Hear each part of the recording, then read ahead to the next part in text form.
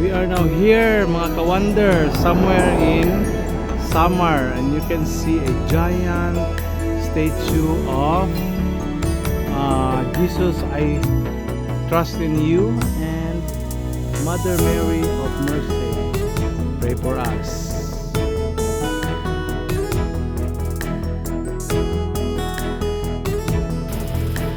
Hi guys, welcome back to my channel. For today's video, we will be featuring our road trip adventure from Catbalogan City, Samar, going to the different towns south, then to Juanico Bridge, crossing to the province of Leyte, then Tacloban City, and all the way to Palo, Leyte.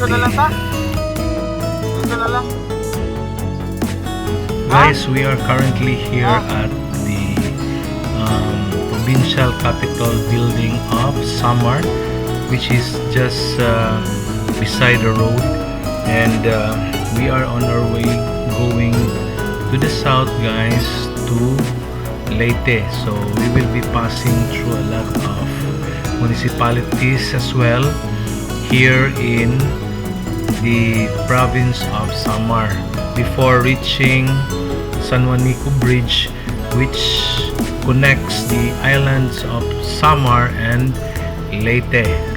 So guys, if you want to see the status of the road here from Catbalogan City going to Leyte, you just follow our road trip adventure. So makikita ninyo yung mga daan dito, kung ito ay safe bang daanan, may mga sira-sira ba, o okay lang yung asphalt at saka yung concrete road. So the way I look at it, since maraming mga malalaking sasakyan na dadaan dito, guys, from Luzon going to Mindanao, we cannot avoid that asphalt roads are easily destroyed, especially during rainy seasons, kasi magiging soft yung daan pag may tubig, tapos dadaanan ng malalaking mga buses and wing vans, trailers. So yun talaga, guys, masisira yung mga asphalt road. So kailangan nilang mag repair, and most likely para madali lang yung repair ay yung overlay type of asphalt repair yung ginagawa nila. So yan, hindi naman magtatagal, madali namang masira yung mga daan pag palaging may mga malalaking at mabibigat na sasakyang dadaan dito, guys. Ayan. Dito sa Catbalogan, guys, makikita ninyo na mostly 2 lanes lang yung daan dito, at saka may konting outer lane na maiksi lang, no? So at saka maraming mga sirang portion dito, guys, no?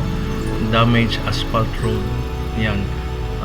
Malalaki kasi yung mga sasakyan. But anyway, we will just see the road status from here going to Leyte. So just follow our road trip, guys. Wag naman kayong mag-skip lang, no? Try to enjoy the scenery, the view that you can see around. So maganda yung mga tanawin dito sa Samar, guys, no? Yan. So just enjoy watching it until you will finish the video.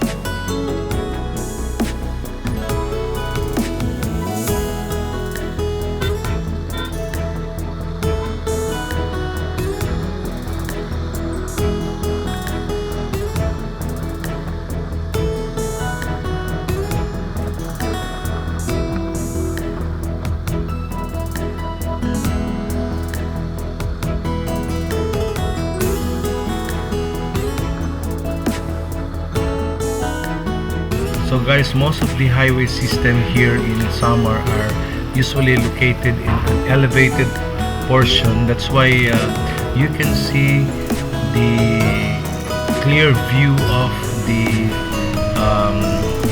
shorelines even if you are on the top of a hill. So ayan, kaya napakaganda yung scenery dito guys, because you can see the view of the different islands located far from the shorelines because of the elevation, and you can also see the different mountain ranges as well if you look at on the other side. Yan, so yun yung ganda na makikita mo guys pag naglalakbay ka sa Samar.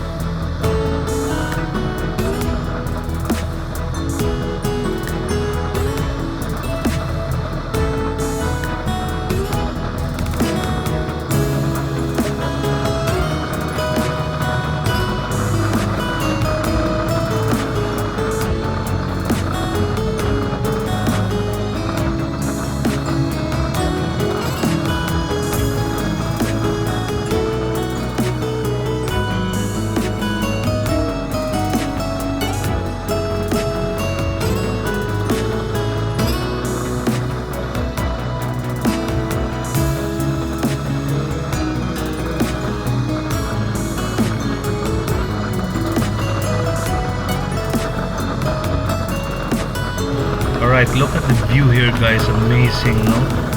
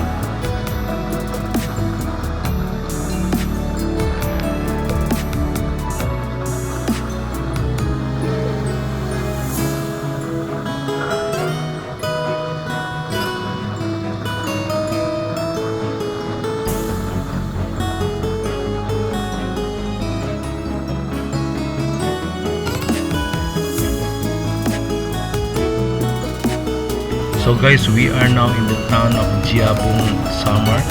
Now you can really see the clear blue water here. So ayan, makikita ninyo yung talagang malinis at blue, pristine water here in Samar. Kahit may maraming mga naninirahan sa gilid ng dagat, guys, but still you cannot see pollution over the water system here. Yan, malinis kahit na may mga bahay-bahay dyan. The water is clear blue, guys.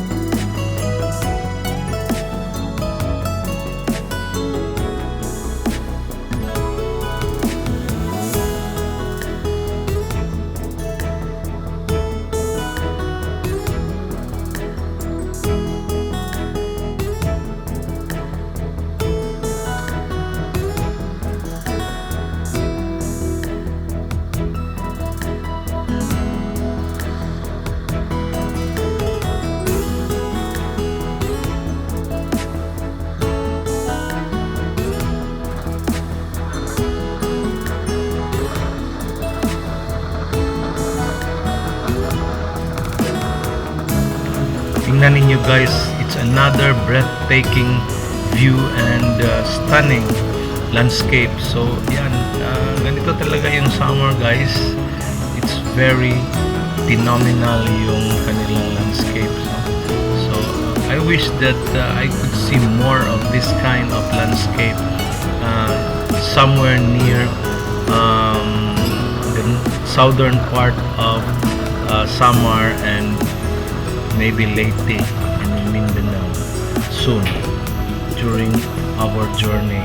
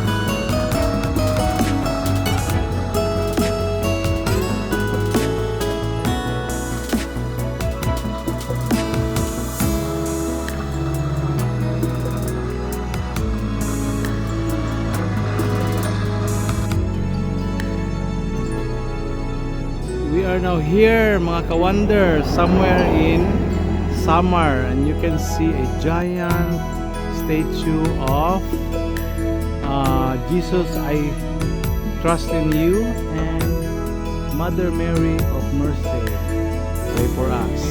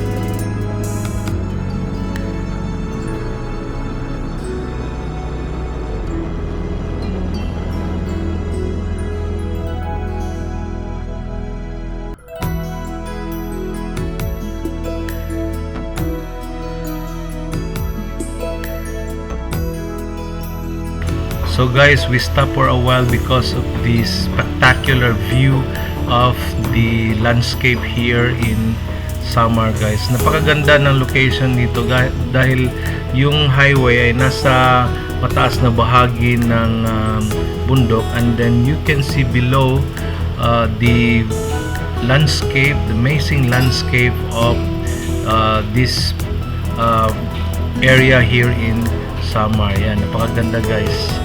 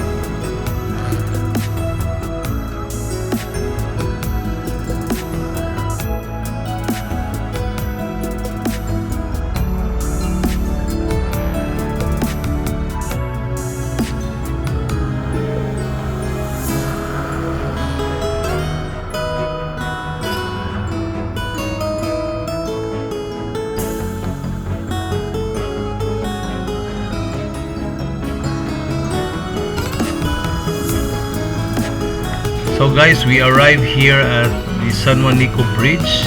It's already sunset time, so napakaganda ng view dito in this particular time of the day. So we are very lucky that we were able to witness the sunset view of the Juanico Bridge, guys.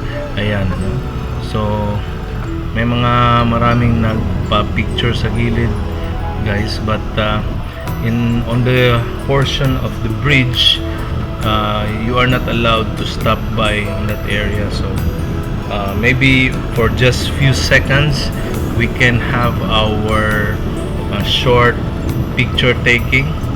So maybe if there are no vehicles passing through during this short time, then we could just have a short videos and picture takings on the area. Yan guys, no? Makikita yung arc there, yung highest point ng bridge, nasisinagan ng araw because it's almost sunset. Napakaganda ng lugar na yon pag sunset time. Yan guys, so lalo gumanda talaga yung lugar na ito during night time kasi nilalagyan nila ito ng mga lights, so they will be lighting it up during night time, and you can see the different colors of light, especially if you will watch it near the bridge area. So yan guys, so napakaganda. May mga nag-jogging dito, and then pwede naman sa gilid, no? There is a walkway, and if you don't have vehicles, then you can jog all the way from the other side of the bridge, from Leyte to Samar or vice versa. So yan, pwede nyong gawin yan. Pero pag mag-stop yung vehicle dito for a long time, bawal guys, no?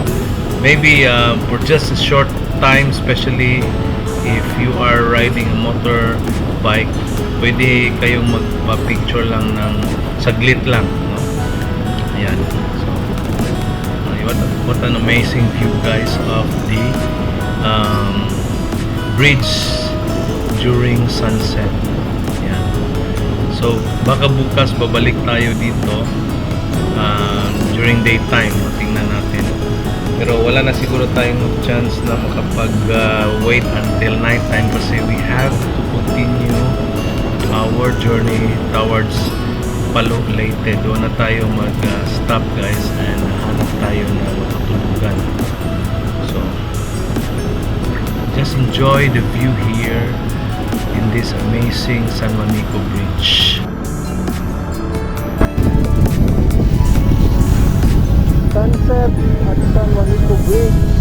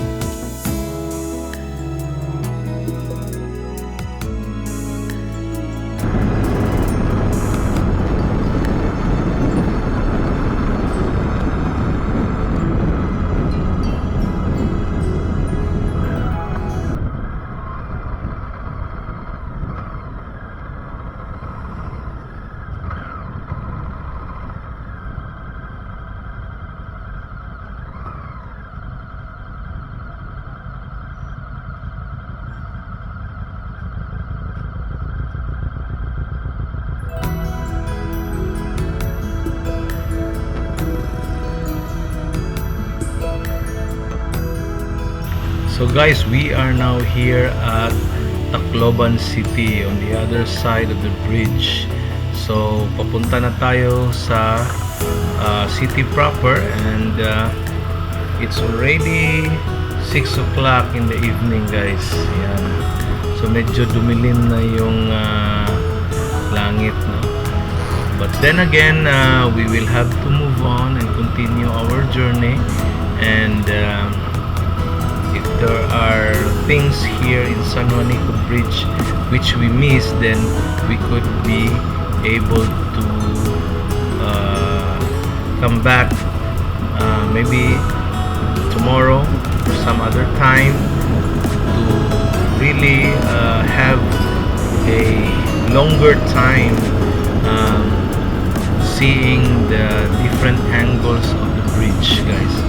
Kasi this is the second time where I traveled to this bridge after so many years ago. So ayan, medyo matagal na yun, guys. That was I think 2007 pa. So we are lucky to be back here and see the bridge again. Ayan. So let's move on and continue our journey towards Tacloban City. Ayan.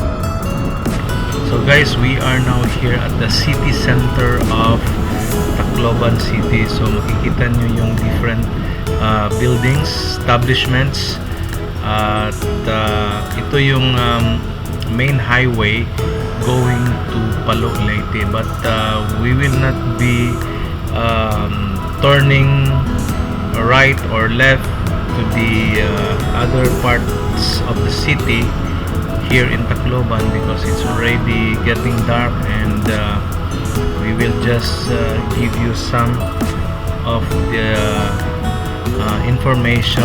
Probably the next day, if we will be able to travel to the city proper, where you can see the city government offices and plazas here in Tacloban City. So at this time, we will just continue our journey going to Palo, Leyte. But still, you can see some of the popular establishment here, restaurants you can see along the road. So this is again Tacloban City, guys.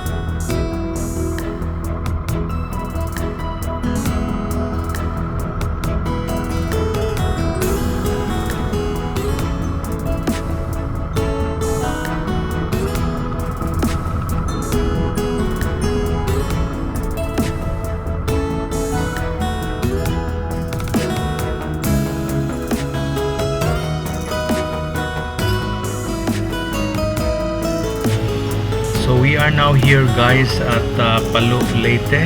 So this is the next town from Tacloban City. Although malapit lang sila, guys. I think it's only around 3 kilometers to 5 kilometers. And then we will be visiting the MacArthur landing area. So napuntahan ko na ito, guys, but we will be separating our road here from my group. So thank you very much 1MC Riders for